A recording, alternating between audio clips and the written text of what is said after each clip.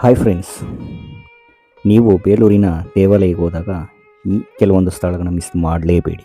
ಯಾಕೆಂದರೆ ಈ ಬೇಲೂರಿನ ದೇವಾಲಯವನ್ನು ಕೇಶವ ಅಥವಾ ವಿಜಯನಾರಾಯಣ ದೇವರು ಎಂದು ಕೂಡ ಕರೀತಾರೆ. ರಾಜ ವಿಷ್ಣುವರ್ಧನನು ಇದನ್ನು ನಿರ್ಮಿಸಿದರು. ಇದು ಹೊಯ್ಸಳರ ಕಾಲದ ದೇವಾಲಯವಾಗಿದೆ. ಹೊಯ್ಸಳ ಸಾಮ್ರಾಜ್ಯದ ರಾಜಧಾನಿಯೂ ಆಗಿತ್ತು. 103 ವರ್ಷಗಳು ಬೇಕಾಯಿತು ಇದನ್ನು ನಿರ್ಮಿಸೋಕ್ಕೆ. ಇದು 12ನೇ ಶತಮಾನ ದೇವಾಲಯವಾಗಿತ್ತು. ಹೊಯ್ಸಳರ ರಾಜ್ಯ ಲಾಂಛನಗಳನ್ನು ನಾವು ಇಲ್ಲಿ ಕಾಣಬಹುದು.